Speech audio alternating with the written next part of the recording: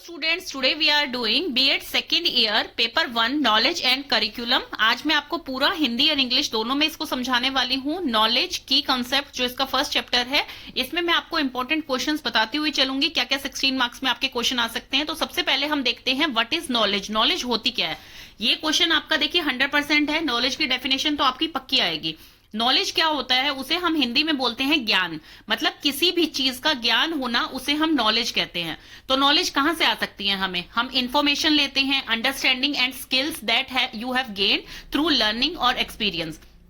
जो भी हमें इंफॉर्मेशन हमारी बुक से मिल रही है, कोई हमें बता रहा है, या हम कहीं न्यूज़पेपर से पा रहे हैं, टीवी से पा रहे हैं, किसी भी टाइप की इंफॉर्मेशन है, उससे हमें कुछ ना कुछ नॉलेज मिलती है। नॉलेज सिर्फ हम इंफॉर्मेशन से या डेटा से ही नहीं लेते हैं। नॉलेज हम अपनी लर्निंग से भी लेते हैं, हम एक्सपीरियंस से भी लेते हैं। जैसे मान लीजिए कोई काम हमने आज करना सीखा है, तो वो हम और हमसे आज अच्छी तरह नहीं हुआ है, हम उसे धीरे धीरे प्रैक्टिस करेंगे, उसको लर्निंग कर रहे हैं हम, और प्रैक्टिस करने के बाद हम उसमें परफेक्ट हो रहे हैं, तो हमने उस चीज की नॉलेज गेन कर ली है, हमें वो चीज करनी आ गई है। इसी टाइप से एक्सपीरियंस है। आप एक्सपेरिमेंट्स करते हैं, आपको बता दिया है एक टीचर ने कि भाई ऐसे ऐसे एक्सपेरिमेंट होता है और इसका रिजल्ट ये आएगा, लेकिन जब आप उसे खुद प्रैक्टिकली करके देखेंगे तो आपको उस चीज की प्रॉपर नॉलेज मिलेगी कि हाँ, इसमें ये स्टेप्स होते हैं और ये किया जाता है। तो नॉलेज सिर्फ इंफॉर्मेशन नहीं है, उसमें हम लिखेंगे information, understanding and skills that you have gained through learning और एक्सपीरियंस। या फैक्ट्स होते हैं, डेटा होता है, ये सब चीजें जो है नॉलेज के अंडर आती हैं।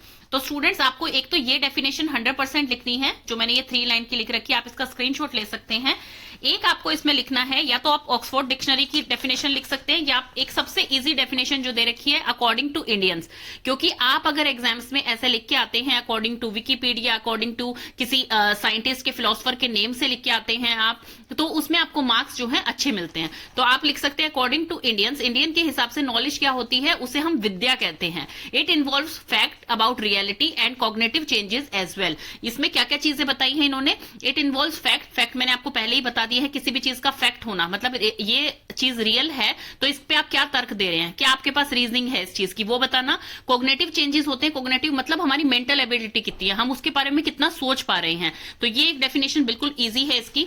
एक आप ये लिख सकते हैं according to Dewey, knowledge is dynamic in nature. Knowledge जो है वो डायनेमिक है नेचर में। डायनेमिक का मतलब है कि वो चेंज होती रहती है, मतलब बढ़ती रहती है आपकी।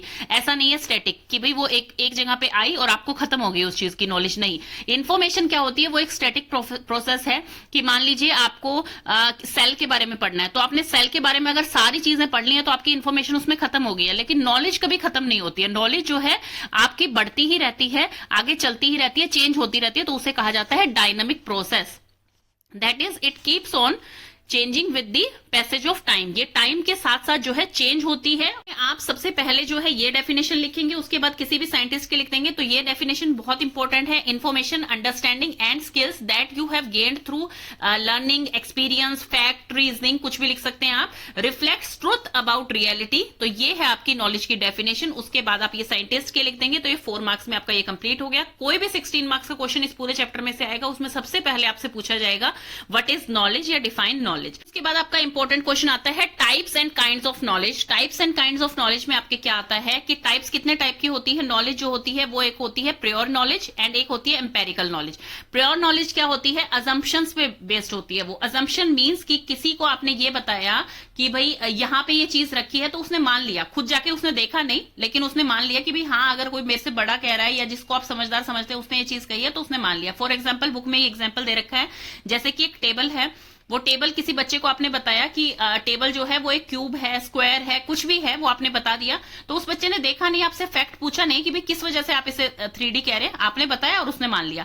तो वो चीज जो होती है, जो हम जिसकी की रीजनिंग नहीं ढूंढते, फैक्ट्स नहीं ढूंढते हैं, वो चीज हम इजीली भूल भी जाते हैं। भाई टीचर ने बताई थी, एग्जाम दे दिया और फिर भूल गए। तो उस टाइप की नॉलेज को कहते हैं प्योर नॉलेज।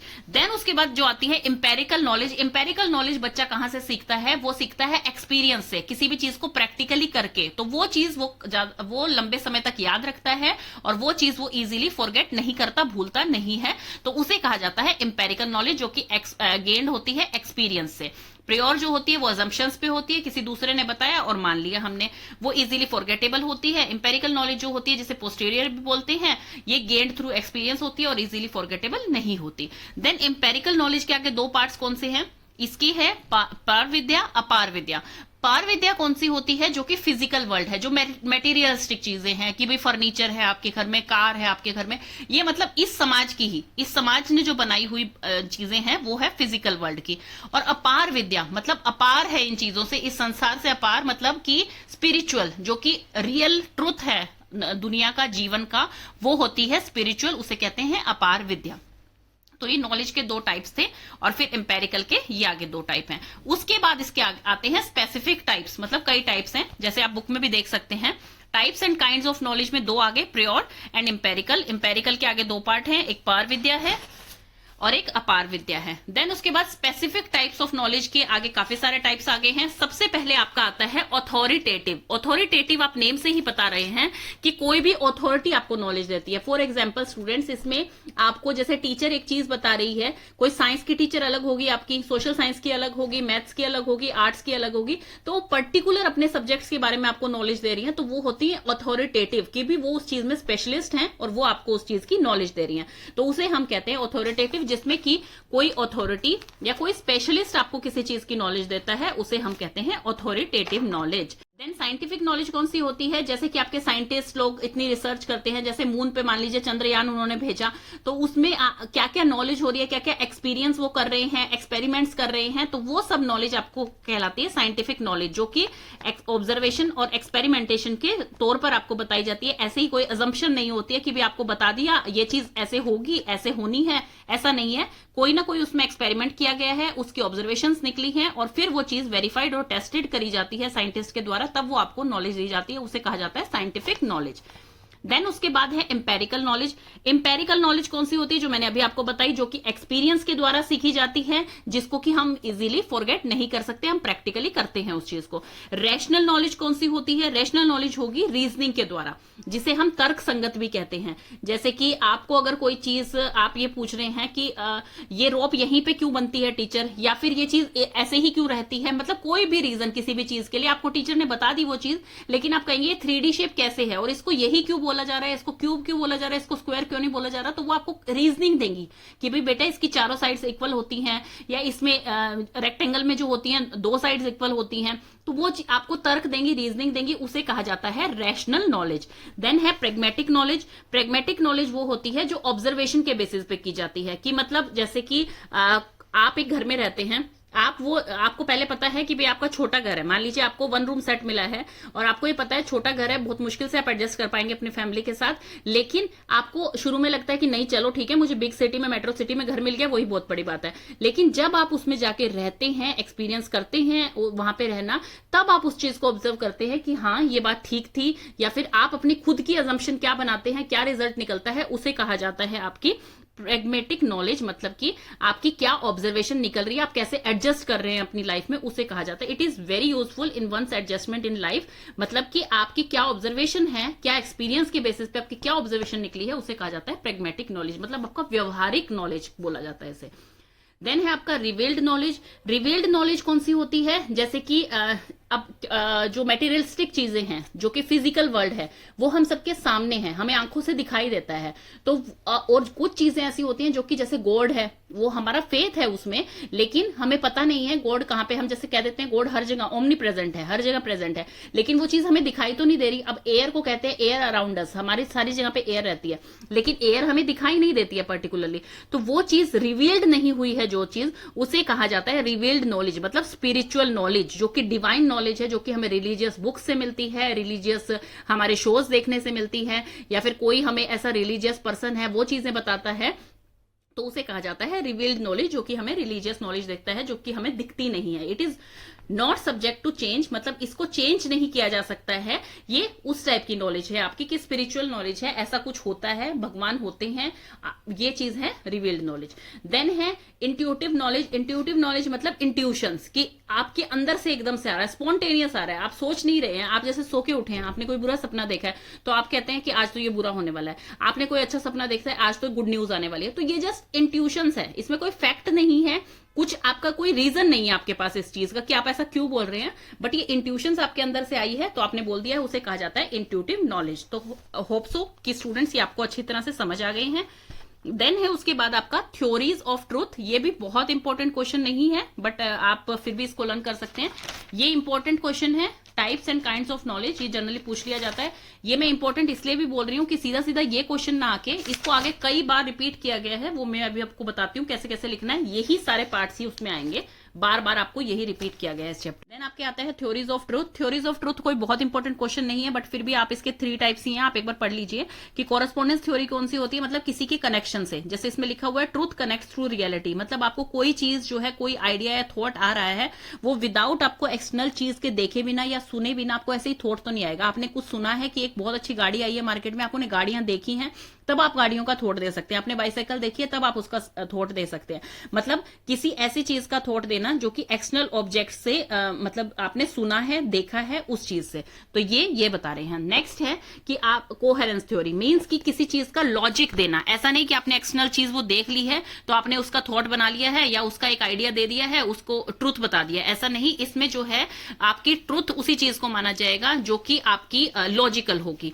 देन आपकी आती है प्रेग्मेटिक थ्योरी। प्रेग्मेटिक थ्योरी का मतलब है कि ऑब्जर्वेशन से आपने किसी चीज को एक्सपीरियंस किया है, खुद पर्सनली एक्सपीरियंस किया, मतलब अपने व्यवहार में लाया है। व्यवहारिक थ्योरी बोलते हैं इसे, मतलब कि किसी चीज को पर्सनली एक्सपीरियंस किया है और फिर उससे जो कंक्लूजन या ऑब्जर्वेशन निकाली आप उस चीज को ट्रूथ मानेंगे, तो उसे कहा जाता है प्रेग्मेटिक थ्योरी। तो ये 3 टाइप की थ्योरी है। फर्स्ट जो है किसी एक्सटर्नल ऑब्जेक्ट्स के रिलेशन में, सेकंड लॉजिकल, थर्ड जो है खुद एक्सपीरियंस करके फिर उसके ऑब्जर्वेशन निकालना। तो ये 3 टाइप की थ्योरी है। कैरेक्टरिस्टिक ऑफ नॉलेज आपके आ सकता है, जैसे आपके लिखा हो define knowledge and give characteristics of knowledge, तो इसमें 4-5 पॉइंट्स आप लिख के आएंगे तो वो भी ठीक है। जैसे आप इसमें लिख सकते हैं कि नॉलेज जो होती है वो मनी की तरह होती है, बिल्कुल पैसों की तरह होती है। आपके पास जितनी नॉलेज आती जाएगी आपको उतनी ही क्रेविंग और बढ़ेगी कि मुझे और ज्यादा नॉलेज मिले। जैसे आपको पैसे की होती है कि मैं और ज्यादा कमाऊं। नॉलेज जो होती है एक इस तरह का प्रकाश होता है जो कि आपकी बियॉन्ड बाउंड्रीज, मतलब आपके अंधकार को दूर करता है, इस टाइप की नॉलेज होती है। नॉलेज नेवर डिकेज, नॉलेज कभी खराब नहीं हो सकती है। नॉलेज जो है स्टेप बाय स्टेप बढ़ती ही चली जाती है। नॉलेज जो होते हैं उसकी इंफॉर्मेशन जो होती है वो नॉलेज का सोर्स होती है। मतलब कहीं से आपको कोई फैक्ट्स मिले, डेटा मिला, तब आपने इन्फॉर्मेशन कलेक्ट की। इन्फॉर्मेशन कलेक्ट करने के बाद किसी चीज की इन्फॉर्मेशन आपको मिली तो उससे आपको नॉलेज मिल रही है उस पर्टिकुलर टॉपिक के बारे में। नॉलेज जो होती है वो बाउंडलेस होती है, इसकी कोई बाउंड्रीज नहीं होती। नॉलेज जो होती है वो टाइम के साथ साथ जो है आपकी बढ़ती हुई चली जाती है, घटती नहीं है। तो ये चीजें हैं। नॉलेज जो है वो 3 चीजों पे बेस्ड होती है, ट्रूथ, प्रूफ एंड कन्विक्शन। इन 3 चीजों पे बेस्ड होती है। देन उसके बाद नेक्स्ट आपका इंपॉर्टेंट आ जाता है मेथड्स ऑफ एक्वायरिंग नॉलेज, जो कि आपने अभी कैरेक्टरिस्टिक ऑफ नॉलेज किया था। तो ये नीचे जो दे रखा है ये सेम वही है जो मैं अगले टॉपिक में आपको बताने वाली हूँ, बेसिस ऑफ एक्वायरिंग नॉलेज। तो यहाँ पर भी हम यही करेंगे और इसमें आपको शॉर्ट में दे रखा है, ये हम डिटेल में पढ़ेंगे। सेम है आपका, यहाँ पे सेंसेस के थ्रू बता रखा है, रीजनिंग एंड लॉजिकल थिंकिंग के थ्रू बता रखा है, डिवाइन विजडम एंड इंट्यूशंस के थ्रू बता रखा है। इसमें स्टेप्स थोड़े ज्यादा हो गए हैं। तो ये बिल्कुल सेम है, सोर्सेज एंड बेसिस। तो यहां पर मैं आपको यही बता रही हूँ, ये 16 मार्क्स के हिसाब से आपका इंपॉर्टेंट क्वेश्चन है। तो इसमें हम करते हैं methods of acquiring knowledge. Method of acquiring knowledge में आपका क्या आता है? सबसे पहले है अपील टू अथॉरिटी, मतलब कि आप नॉलेज कहां से एक्वायर कर रहे हैं, कहां से ले रहे हैं। तो आप सबसे पहले है अपील टू अथॉरिटी। आप नॉलेज कहां से लेते हैं? किसी भी स्पेसिफिक अथॉरिटी से लेते हैं, स्पेशलिस्ट से लेते हैं जो कि उसी फील्ड में स्पेशलिस्ट होते हैं। जैसे कि मैंने आपको एग्जांपल दिया था, साइंस टीचर है, वो आपको साइंस बहुत ही अच्छी पढ़ाएगी, लेकिन आप उससे अगर मैथ्स के क्वेश्चन पूछेंगे तो वो आपको शायद हो सकता है ना बता पाए इतनी अच्छी तरह से। इसी तरह से हिंदी की टीचर है, आप उससे इंग्लिश में क्वेश्चन पूछेंगे तो शायद हो सकता है वो इंग्लिश की ग्रामर आपको इतनी अच्छी तरह ना बता पाए जितनी वो हिंदी की आपको बता पाती है। तो ये कहा गया है कि जो नॉलेज आप स्पेशलिस्ट से लेते हैं वो आपकी एक ट्रू नॉलेज होती है। तो वो सबसे फर्स्ट आ जाता है आपका अपील टू अथॉरिटी। अथॉरिटी का मतलब वही है ऑथोरिटेटिव, मतलब किसी भी पर्टिकुलर अथॉरिटी से या किसी भी स्पेशलिस्ट से आप लेते हैं उसे कहा जाता है अपील टू अथॉरिटी। नेक्स्ट इसमें आता है आपका अपील टू ट्रेडिशन। देखिए हर कोई जो होता है ना वो एक सॉल्यूशन की तलाश में होता है। वो डिपेंड करता है कि जैसे मान लीजिए कोई चीज हमारे पूर्वजों से चली आ रही है, फोर फादर्स का मतलब है आपके दादा परदादा, उनसे कोई चीज, कोई ट्रेडिशन चला हुआ आ रहा है, रिचुअल चला हुआ आ रहा है, तो आप उसी पर बिलीव करके जो है उस चीज को आगे फॉलो करते जा रहे हैं। लेकिन हर चीज जो है हमें एक्सेप्ट नहीं करनी चाहिए, क्योंकि कई बार जैसे इसमें लिखा हुआ है, but it is not always necessary that everything accepted from our tradition is right and valid.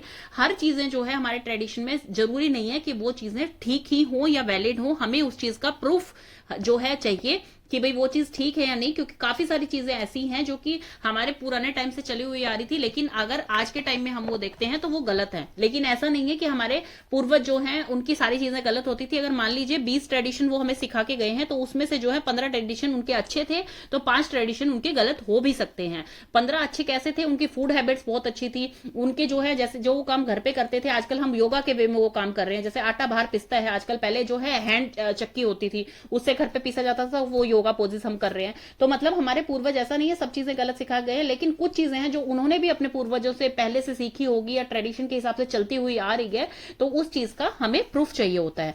Next है आपका appeal to senses. Appeal to senses में यही आता है कि आप जो भी चीजें सीख रहे हैं फ्रॉम एक्सटर्नल एनवायरमेंट से, आप जो भी चीजें ले रहे हैं अपनी सेंसेस के थ्रू, ज्यादातर नॉलेज आपको अपने सेंसेस के थ्रू मिलती है। जैसे कि आंख से आप देखते हैं, मुंह से आप बोलते हैं, नाक से आप सूंघते हैं, कान से आप सुनते हैं, स्किन से आप टच करके देखते हैं। अब जैसे रोज है फॉर एग्जाम्पल, इसमें रोज के बारे में कोई आपको बताता है कि रोज के इतने कलर्स होते हैं, उसकी फ्रेग्रेंस इतनी अच्छी होती है, उसमें जो होते हैं थॉर्न होते हैं, मतलब कांटे होते हैं, देखने में वो जो है ग्रीन कलर की उसकी स्टेम होती है, वो इस टाइप से लगता है पौधा। आंखों से आपने देखा, नाक से आपने उसकी फ्रेग्रेंस सूंघी, मुंह से आप बोल के बता रहे हैं, कान से आप सुन रहे हैं उसकी इन्फॉर्मेशन को, और स्किन से आप उसको टच करके देख रहे हैं। तो अपने सेंसेस से जो है आप नॉलेज गेन करते हैं। देन आपके आते हैं इंडक्टिव एंड डिडक्टिव मेथड। देखिए students, inductive and deductive method क्या होता है? डिडक्टिव का मतलब होता है कि कोई भी एक जनरल चीज है और फिर एक स्पेसिफिक कंक्लूजन तक हम पहुंच रहे हैं। जनरल चीज मतलब जो कि सभी को पता है, सभी को नॉन है, उसे कहते हैं जनरल चीज। स्पेसिफिक मतलब कि जो सबको नहीं पता है, कुछ कुछ बंदों को पता है, तो उसे कहा जाता है स्पेसिफिक चीज। जैसे कि फॉर एग्जाम्पल हम देखते हैं, इसमें एक एग्जाम्पल दिया हुआ है कि इसमें जनरल चीज क्या है कि सब डॉग्स के जो है 4 पैर होते हैं। स्पेसिफिक तक क्या आ रहा है? वो सब डॉग्स के 4 पैर होते हैं। रीना जो है उसकी फ्रेंड, उसके पेट भी एक डॉग है, उसका पेट एक डॉग है। तो अगर सब डॉग्स के 4 पैर होते हैं, रीना के पास एक डॉग है, तो रीना के डॉग के भी जो है 4 पैर होंगे। तो इसमें क्या था? एक जनरल कंक्लूजन था, और फिर उससे हम स्पेसिफिक तक आए कि सब डॉग्स के 4 पैर होते हैं, रीना के घर भी एक डॉग है, तो उस डॉग्स के भी 4 पैर होंगे, मतलब रीना के डॉग के 4 पैर है। तो ये एक सबसे इजी एग्जांपल मैंने आपको दिया। इंडक्टिव रीजनिंग क्या होती है? जब आप स्पेसिफिक से, मतलब जो चीज सबको नॉन नहीं है, उससे एक जनरल कंक्लूजन तक पहुंचते हैं, जो कि मतलब कम पॉपुलर चीज है, उससे आप पॉपुलर जो फैक्ट है उसका, उस तक आप पहुंचते हैं, उसे कहा जाता है इंडक्टिव रीजनिंग। मतलब process of using examples and observation, उसे कहा जाता है इंडक्टिव रीजनिंग। इसमें एग्जाम्पल मैं आपको देती हूं, जैसे कि Sam plays guitar, Sam guitar बजाता है। सैम एक स्टूडेंट है किसी क्लास का, और उस क्लास के सभी स्टूडेंट जो है वो गिटार बजाते हैं। तो ये तो आपका हुआ एग्जाम्पल इंडक्टिव रीजनिंग का। अगर हम इसे ऑपोजिट कर देते हैं, अब इसमें सबसे पहले क्या है, आपको सबसे पहले बता दिया गया कि सैम गिटार बजाता है, आपको नहीं पता है कि वो कौन सी क्लास ज्वाइन कर रखी है, कुछ भी है, तो मतलब इसमें एक स्पेसिफिक चीज आपको पहले बता दी। अब इसका उल्टा अगर हम करते हैं तो वो होता है आपका डिडक्टिव रीजनिंग। मतलब कि एक क्लास है जिसमें सब स्टूडेंट्स गिटार बजाते हैं, सैम भी उसी क्लास में जाता है, तो इसका मतलब सैम भी गिटार प्ले करता है।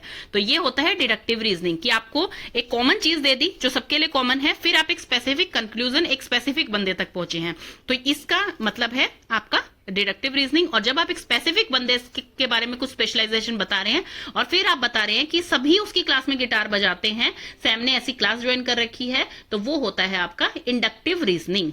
इंडक्टिव रीजनिंग में एक और एग्जांपल आप देखिए कि जैसे leave office based on traffic patterns, कि आज बाहर ट्रैफिक जैम कैसा है, इस टाइम ट्रैफिक पैटर्न कैसा होता है, उसके हिसाब से आप ऑफिस जो है छोड़ रहे हैं कि भी मैं ट्रैफिक जैम में ना फंस जाऊं, इससे अच्छा मैं अभी ऑफिस में हूं। तो ये भी एक क्या है आपका इंडक्टिव रीजनिंग है, कि भी आपने पहले एक स्पेसिफिक चीज बता दी, मैं ऑफिस से उसी टाइम जाऊंगा जिस टाइम जो है ट्रैफिक जो है थोड़ा कम हो जाए, ट्रैफिक पैटर्न्स को देख के जाऊंगा। तो ये मेन होता है रीजन आपका डिडक्टिव एंड इंडक्टिव का। इंडक्टिव में इंडक्टिव मतलब सबसे पहले स्पेसिफिक चीज, फिर उसके बाद जनरल चीज। डिडक्टिव मतलब सबसे पहले जनरल चीज और फिर उसके बाद स्पेसिफिक चीज। तो ये डिफरेंस है इंडक्टिव एंड डिडक्टिव का। इंडक्टिव में जो है स्पेसिफिक से जनरल की तरफ आते हैं, और डिडक्टिव रीजनिंग में जो है लर्नर स्टार्ट करता है अपनी जनरलाइजेशन से, फिर उसके बाद वो पर्टिकुलर एग्जांपल से समझ के जो है एक स्पेसिफिक कंक्लूजन तक पहुंचता है। देन उसके बाद है अपील टू एक्सपीरियंस।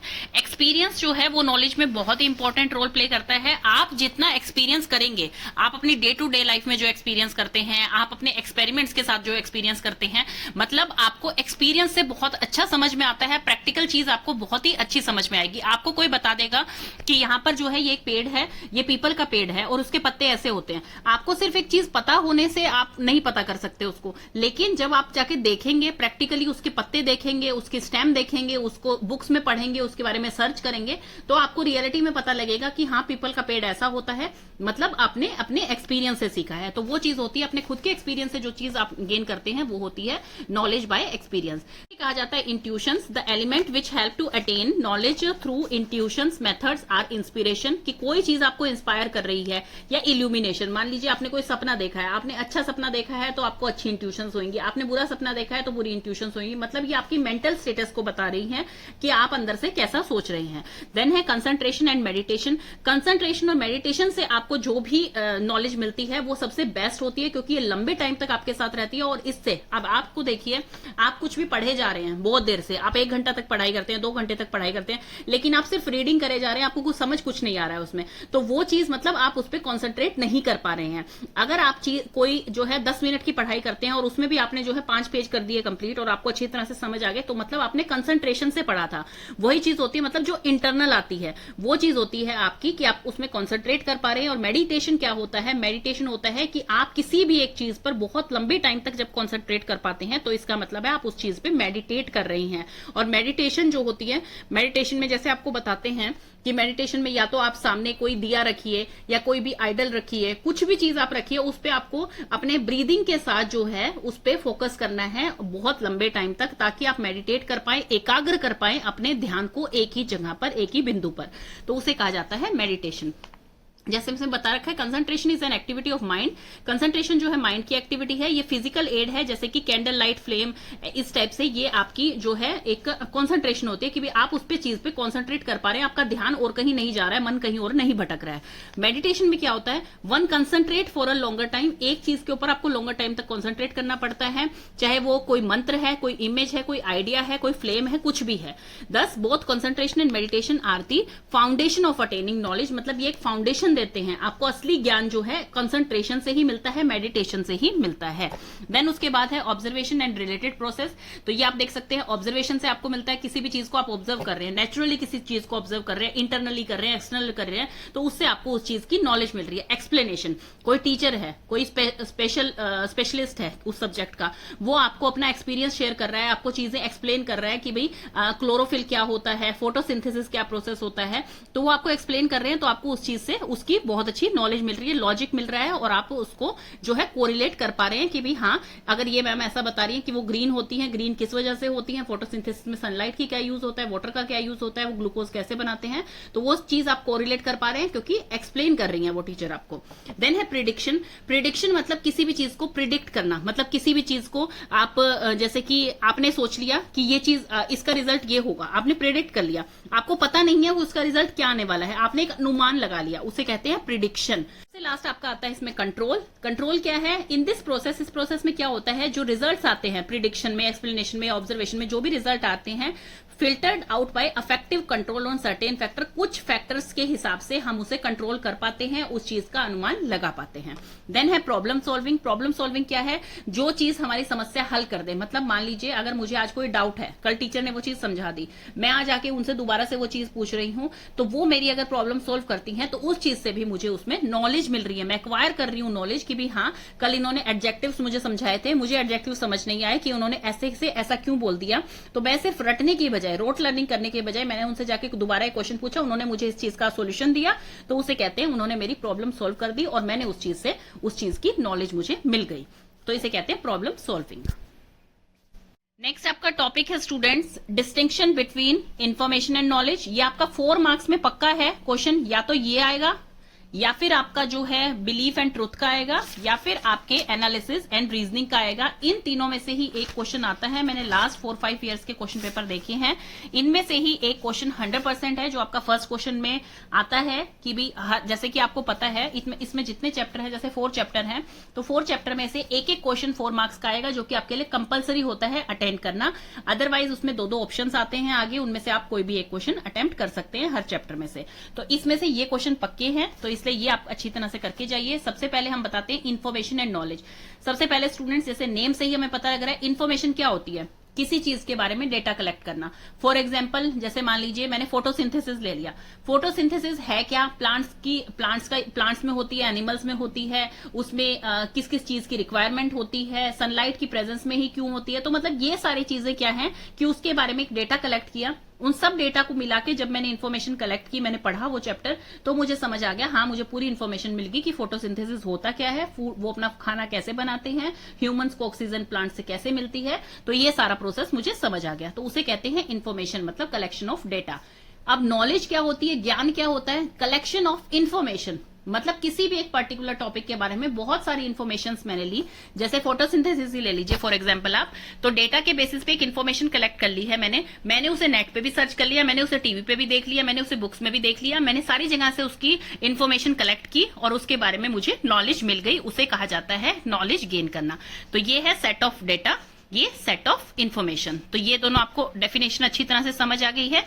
अब इनका सीधा हम डिस्टिंग्विश पे ही चलते हैं। तो ये आपका नॉलेज हो गया, नॉलेज का सारा हम पीछे पढ़ चुके हैं, वो आपको दोबारा से पूरा पढ़ने की जरूरत नहीं है कि नॉलेज की डेफिनेशन क्या है, इन्फॉर्मेशन की डेफिनेशन क्या है। हम इनका जो है डिफरेंस देख लेते हैं, उससे हमें सब समझ आ जाएगा। इन्फॉर्मेशन होता क्या है, गिव इन्फॉर्म टू, मतलब किसी दूसरे को किसी चीज के बारे में कोई चीज बताना, कोई एक्सप्लेनेशन देना, उसे कहा जाता है इन्फॉर्मेशन। कि भाई टीवी होता क्या है, तो टीवी के बारे में हमें सारी इन्फॉर्मेशन मिलेगी कि टेलीविजन जो है ऐसी चीज होती है, उसमें कलर्ड चीजें देखी जाती है, उसमें एक स्क्रीन होती है, उसमें आपको एक रिमोट मिलता है, ये सारी चीजें आपको डिटेल में दी जाएंगी। तो मतलब वो एक इन्फॉर्मेशन बुकलेट मिलती है आपको, जैसे कोई भी आप प्रोडक्ट लेके आते हैं तो मतलब वो उसके बारे में आपको सारी जानकारी दे रहे हैं।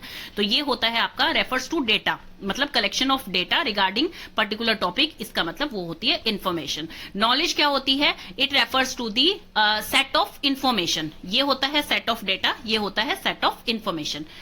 इन्फॉर्मेशन क्या होती है, information deals with the way data is related, data जिस हिसाब से दिया होगा बुक्स में, नेट पे, कहीं पे भी, तो वो होएगी आपकी इन्फॉर्मेशन। नॉलेज क्या होती है, नॉलेज में एक पर्टिकुलर पैटर्न्स बने होते हैं कि भाई सेट ऑफ इन्फॉर्मेशन के पैटर्न्स बने होते हैं, आपको उस हिसाब से ही जो है उसकी मतलब ज्ञान मिलता है, उसके बारे में जानकारी मिलती है। इन्फॉर्मेशन क्या होती है, it doesn't need any cognitive ability, information के लिए आपको कोई जो है प्रॉब्लम सॉल्विंग या कोई जो है ऑब्जर्वेशंस वगैरह नहीं चाहिए, वो आपको जैसी बुक्स में से मिलेगी आप ले लेंगे। लेकिन आपको नॉलेज के लिए कभी कभी थोड़ा सा आपको हो सकता है समझ ना आई हो, वो चीज आप को रिलेट नहीं कर पा रहे हैं ट्रुथ के साथ, तो उसके लिए आपको थोड़ी सी कोग्निटिव एंड एनालिटिकल एबिलिटी की जरूरत होती है कि भी आप उसकी एनालिसिस करके देखें कि ऐसा सच में है या नहीं है, ये इन्फॉर्मेशन किस बेसिस पे दे रखी है आपको। तो इसमें कोई कोग्निटिव एबिलिटी की जरूरत नहीं होती है, इसमें need some cognitive and analytical ability की जरूरत होती है। ये क्या होती है, ये रिलेशन बेसिस की होती है, मतलब कि हमें जैसे एक चीज पता है कि भाई ये पर्टिकुलर चीज जो है प्लांट्स के लिए यूज होती है, किस चीज के लिए यूज होती है, मतलब ये एक रिलेशन देखती हैं कि उसमें बेस क्या बन रहा है उसका। और ये जो होती है एक पैटर्न बेसिस होती है कि पैटर्न के हिसाब से चल रही होती है, मतलब स्टेप वाइज चल रही होती है, इसमें कोई ऐसा स्टेप नहीं होता पर्टिकुलर। इसमें जैसे हम मान लीजिए टीवी मैनुअल आप पढ़ रहे हैं, टीवी मैनुअल में चाहे आप स्टार्ट कहीं से भी करें, चाहे आप रिमोट के बारे में पहले पढ़ लेते हैं, चाहे आप उसके स्विचेस के बारे में पढ़ लेते हैं, तो आपको कोई ऐसा नहीं मिलेगा। लेकिन इन्फॉर्मेशन में अगर आपने क्रिटिकल इन्फॉर्मेशन पहले पढ़ ली है और जो बेसिक इन्फॉर्मेशन है वो पढ़ी नहीं है, तो आपको समझ में कैसे आएगी। तो ये पर्टिकुलर एक पैटर्न के हिसाब से चलती है नॉलेज, और ये जो है ये रिलेशन बेसिस पे चलती है। ये जो होती है सेट ऑफ डेटा होती है, मैंने पहले ही बता दिया, ये सेट ऑफ इन्फॉर्मेशन होती है। ये जो होता है आपका information is something told from the data, data से बताई जाती है। यही चीज बार बार रिपीट होगी, फर्स्ट पॉइंट में आप देखेंगे, इसमें देखेंगे, बीच में देखेंगे, तो यही डेटा की ही बार बार बात होगी इसमें। इन्फॉर्मेशन जो है वो ऐसी चीज होती है जो कि आपको डेटा के थ्रू पता लगती है।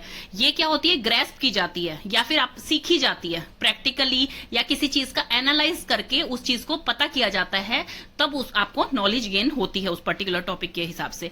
इन्फॉर्मेशन जो होती है वो एक स्टैटिक प्रोसेस है, ये यहां लिखा हुआ है स्टैटिक प्रोसेस है, ये इसमें दिया नहीं हुआ है।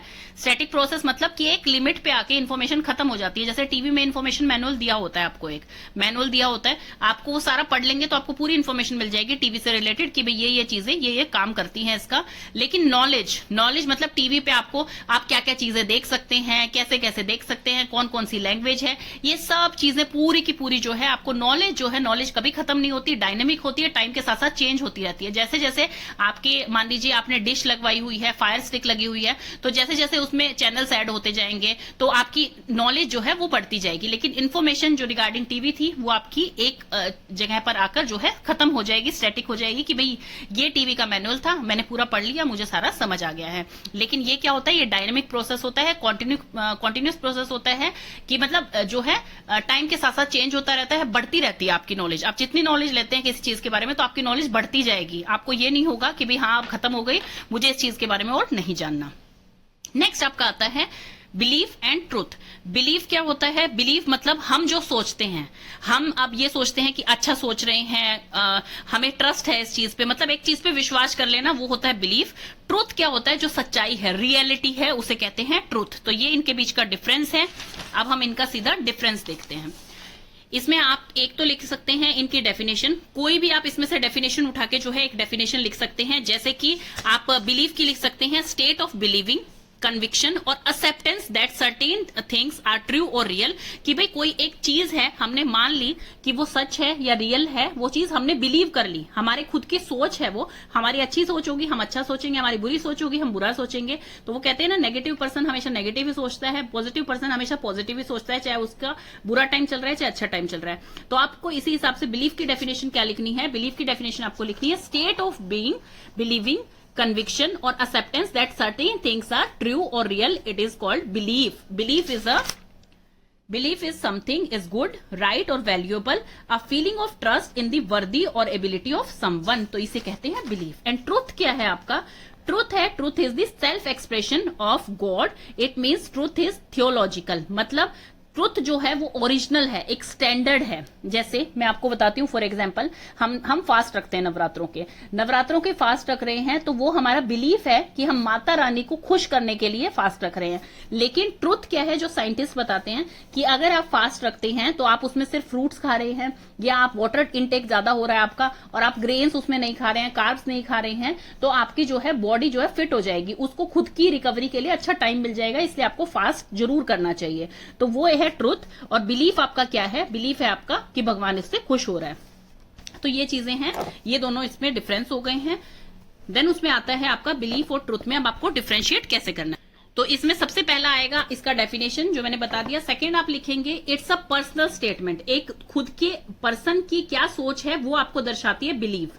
ट्रुथ क्या है? जो यूनिवर्सल है, it's a universal statement. Belief क्या है? ये इमोशनल बेसिस पे हम लेते हैं। और ट्रुथ क्या है? जो फैक्ट्स के बेसिस पे या प्रैक्टिकल बेसिस पे जो मिलता है आपको, वो होता है आपका ट्रुथ। जो फैक्ट्स हैं, मतलब आप एक कोई तर्क है, कोई तथ्य है जिसके बेसिस पे आपको पता लगता है ये चीज ट्रुथ है। नेक्स्ट आपका आता है इट इज सब्जेक्टिव। ये सब्जेक्टिव है कि मतलब एक खुद के पर्सन की सोच है ये, कि भाई वो कैसा सोच रहा है। एंड पर्सनल, ये पर्सनल है। And it is objective. Objective मतलब ये पूरे समाज को लेकर बनाया गया है ट्रुथ, कि भाई ये चीज, जैसे एक कोई भी कानून है, कोई पर्सन कह रहा है कि ये कानून मैं सोच रहा हूं कि ऐसा होना चाहिए, लेकिन उसकी रियलिटी कुछ अलग है, कानून कुछ सोच के उसको कैसा बना देता है, वो है ट्रुथ, कि भाई वो वैसा ही बनेगा, चाहे उसमें कोई कितना समर्थन दे रहा है या नहीं दे रहा है, वो होता है ट्रुथ। तो इसमें क्या कह रहे हैं? It is objective. ये ऑब्जेक्टिव है, तथ्यों के बेसिस पे बनाया जाता है। एंड इट इज यूनिवर्सल, सबके लिए एक जैसा होता है। It is a state of mind in which a subject रफली regards a things to be true. इसमें जो है सब्जेक्ट का मतलब है कि एक पर्सन जो खुद सोच रहा है, कुछ बिलीव कर रहा है किसी चीज पे, तो वो एक रफली आइडिया लगा लेता है कि ये चीज सच ही है, या वो मानना चाह रहा है कि ऐसा ही होगा। लेकिन truth can never be cognitive goal of inquiry. Truth के लिए आप कोई कॉग्निटिव गोल नहीं बना सकते, मतलब अपनी मेंटल स्टेबिलिटी आपको उसमें कुछ नहीं बनानी है कि भाई ये अच्छा है बुरा है, या मेरी प्रॉब्लम जो है इस चीज से सॉल्व नहीं होगी, ये क्यों ट्रुथ बना दिया है। तो ऐसा कुछ नहीं होता है, उसमें कोई आपकी पर्सनल खुशी या दुख नहीं देखा जाएगा। वो जो है यूनिवर्सल होगा, वो फैक्ट्स के बेसिस पे, रियलिटी के बेसिस पे बनाया जाएगा। बिलीव क्या होता है? एक्सेप्टेंस, ओपिनियन एंड एग्जिस्टेंस, कि भाई कोई चीज एग्जिस्ट कर रही है, आपका ओपिनियन क्या है, आप उस चीज को एक्सेप्ट कर रहे हैं, इस पे आपका बिलीफ बन जाता है कि भाई हाँ मैं इस चीज पे विश्वास कर रहा हूं और मेरा जो है इस पे बिलीफ बन गया है। लेकिन ट्रुथ क्या है? ट्रुथ एक फैक्ट होता है, एक रियलिटी होती है, जिसको कि सब लोगों को मानना ही पड़ता है कि वो ट्रुथ है, वो एक सच्चाई। अब जैसे भगवान है, वो एक सच्चाई है, आपका बिलीफ है कि है या नहीं है, वो आपका बिलीफ है, आपने बना रखा है। मेरे साथ अगर अच्छा होता है तो हाँ भगवान प्रेजेंट है, मेरे साथ अगर बुरा होता है तो भगवान नहीं है। तो ये आपने एक बिलीफ बनवा रखा है। लेकिन ट्रुथ क्या है? हाँ कुछ तो ऐसी सुप्रीम पावर है जिससे कि हम डाई भी हो रहे हैं, हम पैदा भी हो रहे हैं, कुछ तो ऐसी सुप्रीम पावर है ऊपर जो कि हमें कंट्रोल कर रही है। देन है it is acceptance that a statement is true और समथिंग एग्जिस्ट। ये होता है कि भाई ये स्टेटमेंट ट्रू है या कुछ एग्जिस्ट कर रहा है। ट्रूथ क्या होता है? ट्रूथ ऑफ एक्यूजेशन, मतलब कि एक क्वालिटी और स्टेट ऑफ ट्रूथ होता है कि भाई हमें मानना ही पड़ेगा कि वो चीज है, चाहे हमें दिखाई दे रही है चाहे नहीं है, तो वो चीज एक ट्रूथ है। तो ये चीजें आपके एग्जाम्पल इसके हो गए डिफरेंस। देन नेक्स्ट आपके आती है रीजनिंग एंड एनालिसिस। रीजनिंग क्या होती है? रीजनिंग जो होती है कि जैसे अब कोई भी बच्चा है, आपको एक पिक्चर दिखाई दी, रीजनिंग के क्वेश्चन है, मान लो आपको एक पिक्चर दिखाई दी, आपको आपसे क्वेश्चन पूछे जा रहे हैं, फास्टेस्ट फिंगर फर्स्ट पूछे जा रहे हैं कि भाई आपने जिसने बजर फर्स्ट कर दिया तो वो बता देगा कि भाई हाँ ये ऐसा ऐसा है, ये ऐसा क्यों है, मतलब रीजन दे दिया आपको कि आपको इसके बारे में बताना है, मतलब आपकी थिंकिंग क्या है, आप उसको कैसे कोरिलेट कर पा रहे हैं, वो चीजें हैं आपकी रीजनिंग। एनालिसिस क्या होती है? एनालिसिस का मतलब है कि आपको कोई एक चीज पूछी गई है, आप उस चीज को पहले पीसेज में काटेंगे कि भाई अगर इसका फर्स्ट स्टेप ये है, इसका सेकंड स्टेप ये है, थर्ड ये है, फोर्थ ये है, फिफ्थ ये है, तो इसका कंक्लूजन ये होगा। जैसे इसका सबसे अच्छा एग्जांपल एनालिसिस का है, जैसे आप अपने साइंस में एक्सपेरिमेंट्स करते हैं, एक्सपेरिमेंट्स करने में आपको पता लगता है कि भाई फर्स्ट सबसे पहले हमें ये वाला इसका सॉल्यूशन डालना है, ये केमिकल डालना है, इस चीज को करने से ये हमारा रिजल्ट आएगा, तो वो होता है एनालिसिस, मतलब स्टेप बाय स्टेप हमने छोटे छोटे टुकड़ों में तोड़कर उसको स्टेप बाय स्टेप किया है, तो उसे कहते हैं एनालिसिस। तो रीजनिंग का आपको अच्छी तरह से पता लग गया। रीजनिंग में क्या होता है? Is associated with the thinking, cognition, intellect. Reasoning like habit and intuitions is one of the way by which thinking comes from one idea to a related idea. मतलब अगर कोई पर्सन किसी चीज के बारे में सोच रहा है तो वो किसी की सुन के, किसी बुक से पढ़ के या किसी ट्रेडिशन को फॉलो करके वो उससे रिलेशन में सोच रहा है, वो ऐसे ही अपने दिमाग से उसने हवा में बातें नहीं बनाई हैं, या तो उसका उस चीज पे बिलीफ है, या उसका एटीट्यूड ऐसा है, या उसने ट्रेडिशन मतलब अपने पूर्वजों से वो रिचुअल देखा है, या इंस्टीट्यूशन मतलब किसी स्कूल में कॉलेज में उसने पढ़ा है उसके बारे में, तो तब वो कंक्लूजन तक आया है। इसमें दो टाइप की रीजनिंग होती है, एक होती है डिडक्टिव रीजनिंग, एक होती है इंडक्टिव रीजनिंग। डिडक्टिव रीजनिंग और इंडक्टिव रीजनिंग मैं बहुत अच्छे से आपको समझा चुकी हूं पहले ही कि क्या होती है। डिडक्टिव का मतलब होता है जनरल से स्पेसिफिक की तरफ आना, और इंडक्टिव का मतलब होता है स्पेसिफिक से जनरल की तरफ जाना। A logical way in order to form a conclusion or judgment, the ability of mind to think, understand things in a logical way। मतलब कोई भी आप लॉजिकल वे में, किसी रीजनिंग वे में, किसी क्वेश्चनिंग के वे में आप किसी टीचर से कुछ पूछ रहे हैं कि मेरी प्रॉब्लम सोल्व कीजिए, कोई लॉजिक दीजिए मुझे इस चीज का, तो उसे कहा जाता है आपका कि रीजनिंग स्किल है ये। एनालिसिस में आप डेफिनेशन क्या लिखेंगे? Analysis is a process of breaking down a something into parts. जैसे कि आपने किसी का फ्लो चार्ट बना लिया है, उसको ब्रेक कर लिया है कि फर्स्ट स्टेप ये आएगा, सेकंड ये आएगा, थर्ड ये आएगा, देन उसके बाद हमारा कंक्लूजन आएगा, तो मतलब उसे पीसेस में ब्रेक डाउन करके उसको अच्छी तरह से आप समझ रहे हैं और उसको कोरिलेट कर रहे हैं एक से दूसरे स्टेप को, तो उसे कहा जाता है एनालिसिस हो रही है। तो इसके बीच में आप डिफरेंस क्या लिखेंगे? जो रीजनिंग होती है, it helps in developing the ability to solve problem by thinking. इसमें जो है हम प्रॉब्लम सॉल्व करते हैं सिर्फ थिंकिंग से, मतलब सिर्फ सोच के, मतलब सामने आपको एक पिक्चर दिखा दी, आपसे रीजनिंग के क्वेश्चंस पूछे गए, आपने जो है उससे उस चीज को हल कर दिया, बता दिया। एनालिसिस में क्या होता है? Thinking and logical reasoning helps to find truth by given statements. इसमें हमें स्टेटमेंट्स देनी पड़ती है, इसको हमें जो है पार्ट्स में काटना पड़ता है, ब्रेक डाउन करना पड़ता है, सो दैट कि हम उसके सॉल्यूशंस तक पहुंचे। रीजनिंग में क्या होता है? ये एक विजुअल रीजनिंग स्किल होती है, जैसे मैंने आपको बताया एक फोटो दिखा दी गई है और आपको उसके बारे में बताना है, तो ये विजुअल होती है। ये क्या होती है? Develops the ability to solve problem by thinking and critical way. इसमें जो है सिर्फ आपकी लॉजिकल थिंकिंग से नहीं, आपको क्रिटिकल थिंकिंग भी करनी पड़ेगी कि अगर उस चीज को आपको कोई बहुत ही टफ मैनर में एक चीज दिखा दी गई है, आपको सोल्व करके दिखानी है, तो उसे कहा जाएगा एनालिटिकल थिंकिंग। मतलब आप उसका एनालिसिस कर रहे हैं पहले, फिर उस चीज को सोल्व कर रहे हैं, तो उसे क्रिटिकली थिंकिंग बोला जाएगा कि आप क्रिटिकल थिंकिंग से और लॉजिकल थिंकिंग से उसको सोच के फिर सॉल्व कर रहे हैं। It is useful in every subject to solve logical problems. ये हर सब्जेक्ट में यूज होती है रीजनिंग, चाहे आपका मैथ है, साइंस है, और आपकी प्रॉब्लम सॉल्व हो जाती हैं। एनालिटिकल रीजनिंग जो होती है, प्रेजेंट मोर कॉम्प्लेक्स पोजिशनिंग। ये जब सिचुएशन जो है बहुत ही कॉम्प्लेक्स हो, बहुत ही कॉम्प्लेक्स टाइप का आपको चीज दी गई है सॉल्व करने के लिए, तो उसमें एनालिटिकल रीजनिंग की जरूरत होती है आपको। और ये group problems based on thinking, groups में जो है सॉल्व की जाती है, जिस टाइप की आपकी जो है प्रॉब्लम है उसको सॉल्व करने के लिए। जो रीजनिंग होती है is set of process that enable us to go beyond the information given. मतलब कोई भी इंफॉर्मेशन जो आपको दी हुई है उसके बारे में, उससे आगे आप क्या सोचते हैं, वो होती है आपकी रीजनिंग। और आपकी एनालिसिस क्या होती है? Is breaking down something into parts to solve and relate. मतलब किसी भी चीज को पार्ट्स में तोड़ देना, उसको सॉल्व करने के लिए, उसको एक दूसरे से रिलेट करने के लिए। तो ये तीन आपको डिफरेंस है, ये 100% आपके आते हैं। मैं थोड़ा सा एक बार आपको बता देती हूँ। इन्फॉर्मेशन क्या होती है? सेट ऑफ डेटा होती है। नॉलेज क्या होती है? आपकी सेट ऑफ इन्फॉर्मेशन होती है। बिलीफ आपका क्या होता है? ये एक पर्सनल स्टेटमेंट होती है, यूनिवर्सल नहीं है, आपकी खुद की पर्सनल है, सब्जेक्टिव है। ट्रूथ क्या होता है? वो यूनिवर्सल होता है, सबके लिए होता है, फैक्ट्स के बेसिस पे होता है, ऑब्जेक्टिव इंडक्टिव होता है। ऐसे ही आपकी रीजनिंग क्या होती है, रीजनिंग आपकी होती है प्रॉब्लम सॉल्विंग बाय थिंकिंग, आप सोच के जो है प्रॉब्लम सॉल्व कर देते हैं। इसमें आपको सिर्फ जो है विजुअल आपकी लॉजिकल प्रॉब्लम सॉल्विंग स्किल लगानी होती है। एनालिटिकल क्या होता है, क्रिटिकल थिंकिंग लगानी होती है आपकी प्रॉब्लम सॉल्व करने के लिए, और आपको इसे ब्रेक डाउन करके, पीसेस में ब्रेक डाउन करके जो है फिर इसको जो है सॉल्व किया जाता है पार्ट्स में, और फिर उसका रिजल्ट निकाला जाता है। तो ये आपकी 3 चीजें थी जो कि इस वीडियो में हमने कर दिया। आपका वेज ऑफ नोइंग नॉलेज, इसमें 8 वेज बता रखे हैं आपको। सबसे पहला है लिंग्विस्टिक, जिसे कि हम लैंग्वेज भी बोला जाते हैं। देखिए लैंग्वेज एक माध्यम होता है अपने किसी भी इंफॉर्मेशन को, किसी भी चीज को एक्सप्रेस करने का। अगर मान लीजिए आप पूरी क्लास जो है आपकी, आप इंग्लिश मीडियम में पढ़ रहे हैं, टीचर आपको इंग्लिश में समझाती है तो आप इजीली उसको अंडरस्टैंड कर पाएंगे। लेकिन आप हिंदी मीडियम में और टीचर आपको इंग्लिश में बता रही है या तमिल बोल रही है, या कोई बच्चा कहीं बाहर से आया है और उसको वो चीज समझ नहीं आ रही, तो फिर आप चाहे कितना भी अच्छा समझाते हैं, कितना भी अच्छा बेस क्लियर करते हैं, बच्चे को कुछ समझ नहीं आएगा। क्योंकि फर्स्ट जो वे होता है हमारी नॉलेज सीखने का, हमें कम्युनिकेट करने का, वो होती है आपकी लैंग्वेज। सेकंड होती है आपकी सेंस परसेप्शन। सेंस परसेप्शन क्या होती है, आपको क्या नॉलेज मिल रही है, आउटसाइड वर्ल्ड से क्या नॉलेज मिल रही है, आपको आसपास से एनवायरनमेंट से क्या नॉलेज मिल रही है, वो चीज आप अपनी सेंसेस से सीखते हैं। भाई किसी चीज को टच करके सीखेंगे, किसी चीज को सूंघ रहे हैं आप, किस चीज को जो है देख रहे हैं, सुन रहे हैं, बोल रहे हैं, तो उस चीज से आप जो है सीखते हैं। ये आपका एक नॉलेज का बहुत ही इंपॉर्टेंट वे होता है कि आप अपनी सेंसेस के द्वारा सीखते हैं चीजों को। क्योंकि टीचर अगर बता के चली गई सिर्फ कि इस चीज की स्मेल बहुत अच्छी होती है, ये चीज जो है आईज पे गलत इफेक्ट डालती है, या ये चीज जो है कानों के लिए अच्छी नहीं है लाउड म्यूजिक, तो आप उस चीज को समझ नहीं पाएंगे। अगर आपकी सेंसेस जो है अच्छी तरह से वर्क नहीं करती, मतलब अपनी सेंसेस जो है वो बेस होता है आपकी नॉलेज का, आप उससे जो है नॉलेज ग्रहण कर सकते हैं।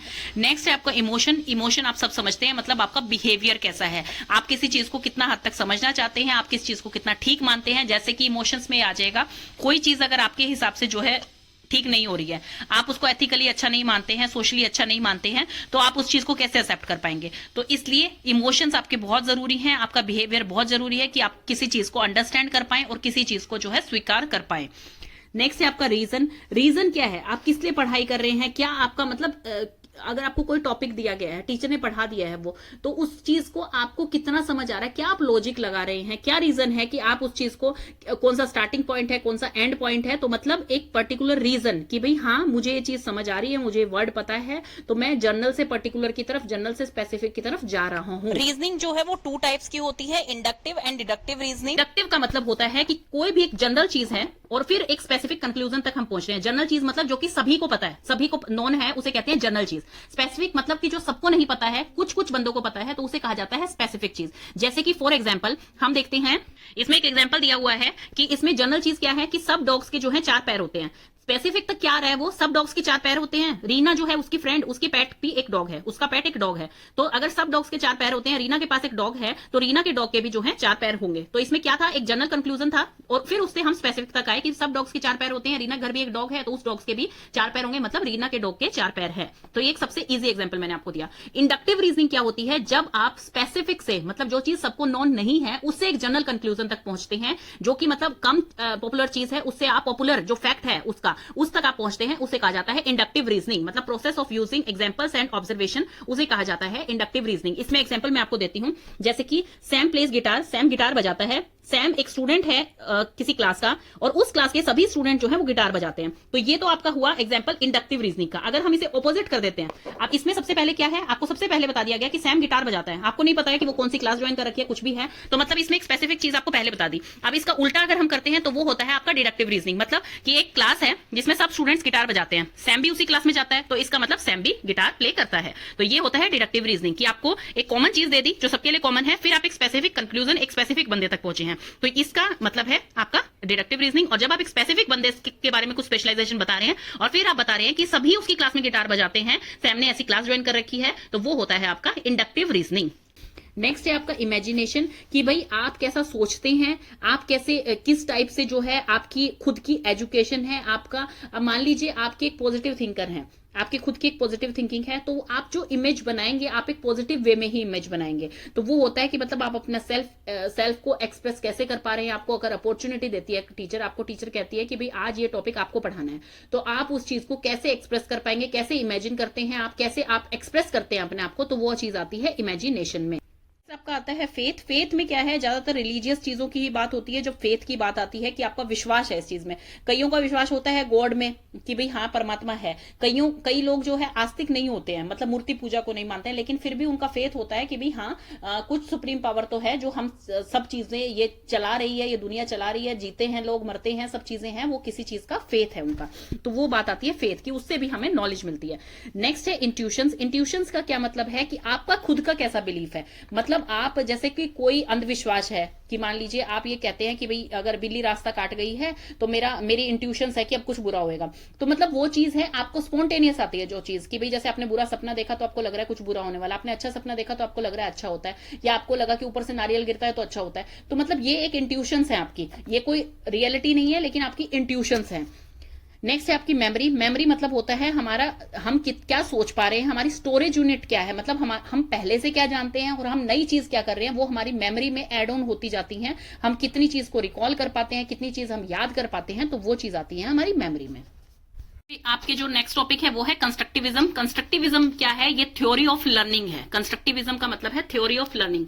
जैसे पहले जो होती थी वो ट्रेडिशनल लर्निंग होती थी। ट्रेडिशनल लर्निंग क्या होती थी, जो कि टीचर सेंटर्ड होती थी। मतलब टीचर ने जो बोल दिया बस बोल दिया कि भाई हाँ वही चीज ठीक है।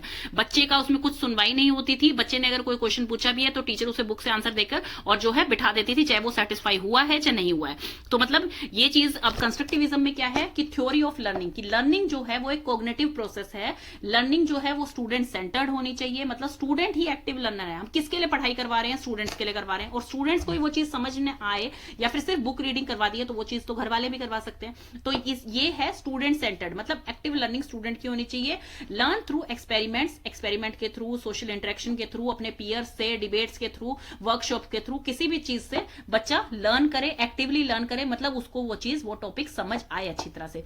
बेस्ड ऑन बैकग्राउंड नॉलेज कि भी बच्चे को पहले से क्या आता है, और कनेक्ट टू न्यू नॉलेज, मतलब टीचर उसके बारे में और क्या एड ऑन करना चाह रही है। टीचर पहले देखे कि बच्चों को पहले से क्या चीज पता है, जो उनके दिमाग में फीड है, पहले से उनको फिट है कि भाई हाँ उन्होंने एक चीज बिठा रखी है कि इस चीज के बारे में हमें ये चीज पता है। तो अब उनको जो है न्यू इन्फॉर्मेशन जो वो एड ऑन होनी है वो न्यू इन्फॉर्मेशन दी जाए उनको। देन है लर्निंग में ये करेक्टरिस्टिक्स हैं इसके लर्निंग के कि भाई इस कंस्ट्रक्टिविज्म में लर्निंग के क्या करेक्टरिस्टिक्स हैं। सबसे पहला है कंस्ट्रक्टेड, कि भाई स्टेप वाइज चीजें बनाई जाए, कि भाई जैसे उन्हें पहले से जो आता है, मान लीजिए पहले से उन्हें एबीसीडी सारी आती है, तो अब उसके बाद जो है हम एक ही फोनिक साउंड कराएंगे, फिर उन्हें 3 लेटर वर्ड करवाएंगे, फिर उन्हें 4 लेटर वर्ड करवाएंगे, फिर उन्हें जो है एक एक लाइन पढ़ने को बोलेंगे और फिर उनको पैराग्राफ पढ़ने को बोलेंगे, मतलब स्टेप वाइज करवाएंगे चीजें। तो ये है कंस्ट्रक्टेड, कि कंस्ट्रक्ट ऐसे की जाए कि एक करिकुलम इस तरह से बनाया जाए टीचर का कि वो स्टेप वाइज चले, प्रियोर नॉलेज को देखते हुए चले, कि बच्चे को इतना पहले से आता है उसके आगे ही चले। अगर बच्चे को चीज नहीं आती है, हमने अब 4 लेटर वर्ड इंट्रोड्यूस करवाने हैं, बच्चे को 3 लेटर वर्ड ही नहीं पता है, बच्चे को सिर्फ एबीसीडी पता है, तो 4 लेटर वर्ड एकदम से कैसे पढ़ लेगा, या फोनिक साउंड ही नहीं पता है तो उसको रीडिंग कैसे पता लगेगी। तो कंस्ट्रक्टेड का मतलब है कि स्टेप वाइज हर चीज होनी चाहिए। एक्टिव का मतलब है कि बच्चे की यहां पर एक्टिव की बात हो रही है, कि बच्चा जो है वो खुद लर्निंग के लिए तैयार है, उसको जो है चीज सिखाई जा रही है, उसको अच्छी तरह से समझ आ रही है कि नहीं, वो अपने आप को एक्सप्रेस कर पा रहा है कि नहीं, उसका मतलब है यहां पर एक्टिव लर्नर होना चाहिए बच्चा। देन है उसके बाद रिफ्लेक्टिव मतलब कि वो अपनी लर्निंग को कैसे एक्सप्रेस कर पा रहा है, जितना उसने सीखा है, जितना उसने अभी तक जो है टीचर ने उसे बताया है, तो वो चीज कैसे एक्सप्रेस कर पा रहा है, कैसे अपनी प्रॉब्लम्स को पूछ पा रहा है, कैसे अपनी चीज को एक्सप्रेस कर पा रहा है, उसे कहते हैं रिफ्लेक्टिव। देन है कोलैबोरेटिव मतलब कि किसी दूसरे के साथ मिलकर करना। मतलब लर्निंग जो है वो सिर्फ ऐसा नहीं है कि आपको इंडिविजुअल एक टास्क दे दिया है, आपको वो चीज कम आती है, दूसरे को वो चीज ज्यादा आती है, लेकिन उसी में जो दूसरा टॉपिक है वो आपको ज्यादा आता है, दूसरे को कम आता है, तो आपको एक कोलैबोरेटिव टीम बना दी ताकि आप एक दूसरे की हेल्प करके और आगे अच्छे से पढ़ पाएं। तो ये होती है कि एक दूसरे के साथ लर्निंग करना। लर्निंग जो है वो इंक्वायरी बेस्ड भी होती है। इंक्वायरी बेस्ड मतलब कि जैसे एक बच्चे को एक टॉपिक कम आता है तो उसने उसके बारे में इंक्वायरी की, मतलब कि उसके बारे में क्वेश्चंस पूछे कि मैम ये ऐसे कैसे होता है या ये ऐसे कैसे है, तो दूसरे बच्चे को उसका अच्छी तरह आता है और उसने एक्सप्लेन कर दिया, तो टीचर ने फिर उन दोनों की टीम बना दी कि भाई ये टॉपिक इसका स्ट्रॉन्ग है, ये टॉपिक इसका स्ट्रॉन्ग है, तो आप दोनों मिलकर काम कीजिए, आप एक दूसरे की प्रॉब्लम भी सोल्व कर पाएंगे और आप एक दूसरे को अच्छी तरह से समझा भी पाएंगे। तो ये होती है इंक्वायरी बेस्ड, कि बच्चे को खुद प्रॉब्लम सॉल्विंग जो है कैपेसिटी उसकी डेवलप हो, ऐसा ना लगे उसे कि मुझे टीचर से ही पूछना है, उसको ये लगे कि अगर मुझे ये टॉपिक कम आता है तो दूसरा टॉपिक मुझे अच्छी तरह से आता है, तो मतलब उसकी प्रॉब्लम सॉल्विंग की कैपेसिटी जो है वो उसकी बात हो रही है यहाँ पे इंक्वायरी की। देन है इवॉल्विंग, कि भाई वो कितना इवॉल्व हो रहा है, उस चीज में कितना ज्यादा जो है सीख पा रहा है, या उसको कितनी क्यूरियोसिटी है उस चीज को करने की। मतलब कि इजी टू एडवांस, मतलब कि जैसे एक स्टार्टिंग पॉइंट है बेस, और एक फिर आप उसके एडवांस तक पहुंच जाते हैं। जैसे हमने स्पाइरल करिकुलम की बात करेंगे हम आगे, कि भाई एक बेस है कि एबीसीडी है, फिर मतलब ये हम देखें कि बच्चे पूरे जो है पैराग्राफ कैसे पढ़ लेते हैं, इनको कैसे समझ आ जाता है इसका मीनिंग, जबकि उस टाइम हमें सिर्फ मान लीजिए सिर्फ कुछ वर्ड्स ही पढ़ने आ रहे हैं। तो मतलब एक बेस होना चाहिए और स्टेप वाइज पैटर्न वाइज चलना चाहिए टीचर को, कि 1 से लेकर हमें पहले 10 तक काउंटिंग सिखानी है। ऐसा ना हो कि टीचर जो है सीधा आपको 100 से 1000 तक का बता रही है, 1 10 सिखाने लगी है और बच्चे को यही नहीं पता है कि 1 क्या होता है, आपको 10 to 1000 सिखा रही है। तो ऐसा नहीं होना चाहिए। आपको अगर पैटर्न वाइज सिखाना है, 1 सिखाएंगे पहले, फिर 10 सिखाएंगे, फिर 1000 सिखाएंगे आप। तो ये है इजी से एडवांस की तरफ टीचर को मूव करना चाहिए।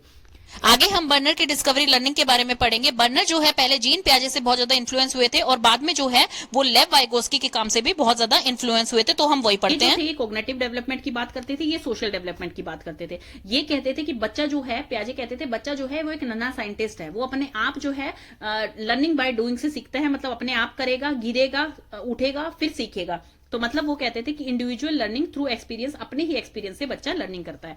वाइगोस्की कहते थे कि वो सोशल लर्नर है, मतलब learning with interaction with other, मतलब कि दूसरों से इंटरेक्शन करके बच्चा ज्यादा सीखता है। जैसे कि पियाजे कहते थे कि बच्चा जो है साइकिल चला रहा है, गिरेगा, 1 बार 2 बार गिरेगा, 3 बार गिरेगा, फिर वो धीरे धीरे चलानी सीख जाएगा। लेकिन वाइगोस्की कहते थे कि नहीं, वो खुद चलानी नहीं सीख सकता है, उसके या तो पापा को या दादा को हेल्प करनी पड़ेगी, तब बच्चा जो है साइकिल चलानी सीख सकता है। तो बर्नर जो है इन दोनों के काम से बहुत ज्यादा इन्फ्लुएंस थे। अब कंस्ट्रक्टिविज्म के यूज क्या होते हैं? स्टूडेंट एक्टिवली इन्वॉल्व, स्टूडेंट इसमें एक्टिवली इन्वॉल्व होता है। कॉन्सेंट्रेट ऑन थिंकिंग, ये थिंकिंग पे और अंडरस्टैंडिंग पे डिपेंड करता है, रोट लर्निंग को बिल्कुल भी जो है समर्थन नहीं देता। Constructivist learning is transferable, constructivist learning जो है वो ट्रांसफरेबल है, इजी टू रिकॉल है, इजी टू रिमेंबर है। Promote social and collaborating learning, मतलब कि ये सोशल मतलब दूसरों के साथ की जाती है, और जो है ग्रुप में की जा सकती है, इंडिविजुअली की जा सकती है, दूसरों के फ्रंट में की जा सकती है। तो मतलब कोलैबोरेटिव लर्निंग है, दूसरों के साथ करते हैं। Problem solving by questioning things, problem जो है सॉल्विंग कैपेसिटी बच्चों की बढ़ती है, मतलब अपने टीचर्स से, अपने कोचेस से इनके जो है क्वेश्चंस पूछ के, या फिर किसी साइट पे देखकर, या किसी जर्नल को पढ़कर, या वर्कशॉप्स लगाकर जो है उनकी प्रॉब्लम सॉल्विंग कैपेसिटी बढ़ती है। सेल्फ एंगेजमेंट, मतलब खुद का एंगेजमेंट होता है उनका। ऐसा नहीं है कि टीचर जो आई, टीचर ने पढ़ाया और वो चली गई, जैसे ट्रेडिशनल क्लासरूम में होता था। नहीं, कंस्ट्रक्टिविज्म में क्या है, बच्चा जो है वो सेल्फ एंगेज रहता है, मतलब खुद करके सीखता है, प्रैक्टिकली सीख रहा है, या फिर जो है अपनी दूसरों से बोलकर सीख रहा है, टीचर से सीख रहा है, बुक से सीख रहा है, वर्कशॉप से सीख रहा है। तो मतलब बच्चा इसमें जो है सेल्फ एंगेज है, खुद एंगेज हो रहा है उस चीज में। ऐसा नहीं है बच्चा पैसिवली बैठा हुआ है और टीचर उसे पढ़ा के चली गई है। नहीं, कंस्ट्रक्टिविज्म में बच्चा जो है वो एक्टिवली रोल प्ले करता है, अपना खुद का जो है एंगेजमेंट रखता है हर चीज में, तभी जो है वो अच्छी तरह से लर्न कर पाता है। टर्नर ने एक स्पाइरल करिकुलम दिया था। ये कहते थे कि स्पाइरल करिकुलम का क्या मतलब है। जैसे कि आपकी स्पाइरल बाइंडिंग होती है आपकी प्रैक्टिकल्स में या किसी में भी, तो स्पाइरल बाइंडिंग का क्या मतलब है कि बेस से स्टार्ट होके, मतलब एबीसी से स्टार्ट होके बच्चा जो है पूरे नॉवेल्स पढ़ता है, लिखता है, सब कुछ करने लग जाता है। मतलब बेस से स्टार्ट होके और एडवांस तक पहुंचना, इसे कहा जाता है स्पाइरल करिकुलम। तो इनकी क्या क्या स्टेजेस थी जो बर्नर्स की थ्योरी थी? एनेक्टिव स्टेज जो सबसे फर्स्ट स्टेज है, मतलब एक्शन बेस्ड। बच्चा जब 0 to 3 ईयर्स का होता है, मतलब छोटा बच्चा जो है वो अपने एक्शन से वो भी सीख रहा होता है, वो भी लर्न कर रहा होता है। अब आप देखिए, जैसे कि बच्चे को दूध की बोतल है जो उसे उस टाइम बहुत अच्छी लगती है, क्योंकि मान लीजिए 0 to 6 मंथ के बच्चे का खाना वही होता है, उसके बाद भी वो 3 ईयर्स तक निपल पीते हैं, दूध पीते हैं। तो वो अगर जैसे ही मम्मा उसमें दूध भर के लेके आई, मम्मा बच्चे को निपल उसके पास आई भी नहीं है, लेकिन वो पहले ही अपना मुंह चलाना स्टार्ट कर देता है। किस लिए कर देता है? क्योंकि उसे पता है मुझे इसमें से खाना मिलेगा, दूध मिलेगा, मैं इसे खाऊंगा। नेक्स्ट क्या आती है आपकी, कौन सी स्टेज आती है? आइकॉनिक स्टेज, जिसे कि इमेज स्टेज बोला जाता है। कि बच्चा इस स्टेज में क्या करता है, 3 to 6 ईयर्स का बच्चा, इसमें वो अपने एक्शन से सीखता है। मतलब जैसे कि पिक्चर देख रहा है, उसको बुक्स लाके दे दी गई हैं और वो उसमें पिक्चर देख रहा है कि भाई एप्पल बना हुआ है, इसे ए से एप्पल। उसको फोनिक साउंड सिखाने स्टार्ट कर दी है, उसको बता दिया कि ये एप्पल होता है, ये बॉल होती है, ये कैट है, ये डॉग है। तो ये एबीसीडी उसको स्टार्ट कर दी है सिखानी थ्रू पिक्चर्स से वो सीख रहा है। थर्ड में क्या होता है, सिंबॉलिक स्टेज। जब बच्चा इसमें 7 ईयर से अबव बच्चे हैं इसमें, तो इसमें वो रीजनिंग से सीखते हैं, लॉजिक से सीखते हैं। अभी तक उसे सिर्फ बताया गया था कि ये एप्पल है, वो एप्पल क्यों है, वो मतलब वो नॉलेज अपने अंदर लेके आता है। अब वो उसके लिए वो सिर्फ बुक नॉलेज तक सीमित नहीं है, अब वो जो है एक पर्टिकुलर टॉपिक की सर्च करेगा पहले कि इसके अंदर क्या क्या होता है, इसके अंदर सीड्स होती हैं और ये एक लिविंग फूड है, इससे हम और ग्रो कर सकते हैं। तो मतलब अब वो अपनी एब्स्ट्रैक्ट थिंकिंग भी बढ़ा रहा है, तो उसे कहा जाती है सिंबॉलिक स्टेज। और स्पाइरल करिकुलम का मतलब यही है कि बेस से बच्चा एडवांस तक पहुंच रहा है। इसके जो बर्नर्स की थ्योरी थी उनसे क्या बेनिफिट थे, वो इंक्रीज ऑफ इंटेलेक्चुअल पोटेंशियल, कि बच्चा जो है किस तरह से लर्न करेगा, किस तरह से अपनी प्रॉब्लम को सोल्व करेगा, तो वो इस चीज को इसमें जो है प्रोत्साहित करते थे। एक्टिव एंगेजमेंट मतलब बच्चे की एंगेजमेंट एक्टिव होनी चाहिए, बच्चा इसमें अच्छी तरह से फिर अपनी चीज को लर्न करता है कि भाई बच्चे को कोई भी टॉपिक दिया है, उस टॉपिक में बच्चा अगर एक्टिवली एंगेज है तो बच्चा उसको आसानी से समझ पाएगा, याद कर पाएगा। देखिए स्टूडेंट्स, अब आप क्या करते हैं कि भाई आपका जिस चीज में इंटरेस्ट होता है, जैसे एक्टिव एंगेजमेंट की बात मैं एग्जांपल ही दे रही हूं, जैसे आपका जिस चीज में इंटरेस्ट होता है, आप अब एक जो है कार्टून देखते हैं, कोई मूवी देखते हैं, कोई मैच देख रहे हैं, तो आपको हर चीज उसकी याद रहती है, चाहे आपसे 1 दिन बाद पूछो, 2 दिन बाद पूछो, हफ्ते बाद पूछो। लेकिन अगर ऐसे ही बुक का आपको चैप्टर लर्न करने को दे रहे हैं तो आपको वो याद नहीं रहता है। क्यों नहीं रहता? क्योंकि आपका इंटरेस्ट उसमें नहीं आ रहा है इतना ज्यादा जितना कि आपका अपने फेवरेट कार्टून को देखने में है, फेवरेट मूवी को देखने में है। तो वही कह रहे हैं जिसमें एक्टिव एंगेजमेंट होगी उनकी, मतलब एक्टिवली कि मन भी वही है, दिमाग भी वही है, तो वो चीज बच्चा इजी टू रिमेंबर, आसानी से याद करेगा और आसानी से उसको रिकॉल भी कर पाएगा जब कोई उससे आपको उसके बारे में पूछेगा तो। नेक्स्ट है फोस्टर क्यूरियोसिटी। बच्चे को एक क्यूरियोसिटी होती है अपने अंदर कि भाई मुझे मैम अब ये टॉपिक कराने वाली है, मैं पहले इसके बारे में मम्मी से पूछती हूँ, मैं इसके बारे में जो है अपनी बुक में पढ़ती हूँ, कुछ सर्च करती हूँ इस टॉपिक के बारे में, हाँ तो मुझे और अच्छा समझ आएगा कि मैम इस टॉपिक को पढ़ा, मतलब एक क्यूरियोसिटी होती है लर्निंग के लिए। प्रमोट मोटिवेशन, वो बच्चों को ये थ्योरी जो है मोटिवेट करती है कि भाई इसमें जो वो कह रहे हैं कि बच्चे जो है मोटिवेट करने चाहिए लर्निंग के लिए कि भाई हाँ टीचर उनको ये नहीं हो कि ये कह दे कि नहीं तुम ये कर ही नहीं सकते हो। अगर आपका कोच ही ये कहेगा तो बच्चा कैसे करेगा? टीचर का काम है कि उसे मोटिवेट करना स्टूडेंट को कि yes you can do it, आप इसे कर सकते हो। आपसे अगर पूरा एक साथ नहीं हो रहा है तो आप स्टेप वाइज इसे करो, तो मतलब टीचर उसे मोटिवेट करती है। रिस्पॉन्सिबिलिटी एंड इंडिपेंडेंट, इस थ्योरी से क्या है, बच्चा जो है इंडिपेंडेंट बनता है, अपनी प्रॉब्लम्स खुद सोल्व करता है, खुद रिस्पॉन्सिबल बनता है कि हाँ ये चीज ऐसे होती है, इस टाइप से करनी है मुझे। और इसमें टीचर्स आपकी हेल्प करेंगी, हर जगह आपके पेरेंट्स हेल्प करते हैं, आपके पीयर्स ग्रुप आपका हेल्प करता है, आपके टीचर्स आपकी हेल्प करते हैं, लेकिन इस थ्योरी के अकॉर्डिंग जो इसके बेनिफिट हैं वो यही है कि आप रिस्पॉन्सिबल बनता है बच्चा और इंडिपेंडेंट बनता है। इसके प्रिंसिपल्स क्या क्या थे? सबसे पहला है प्रॉब्लम सॉल्विंग, कि बच्चा जो है अपनी कोई भी समस्या है उसको सॉल्व कर पा रहा है। लर्निंग मैनेजमेंट कैसी है कि भाई बच्चे को एक ऐसा एनवायरनमेंट दिया जा रहा है, ऐसी सिचुएशन दी जा रही है कि बच्चा उसमें जो है अपनी ही डिस्कवरी से जो है लर्न कर रहा है, आसानी से किसी भी चीज को समझ पा रहा है। इंटीग्रेशन एंड कनेक्शन, मतलब कि बच्चे को जो पहले आता था और बच्चा अब नई चीज कोई सीख रहा है तो उसके बीच में वो कनेक्ट कर पाए अपने आप को कि भाई मैंने जो चीज अभी तक सीखी थी वो गलत नहीं थी, लेकिन उसमें थोड़ा सा और एडवांस मुझे जाना है और अच्छी तरह से मुझे इसको लर्न करना है, वो एक्सेप्ट कर ले उस चीज को, तो उसे कहा जाएगा इंटीग्रेशन एंड कनेक्टिंग।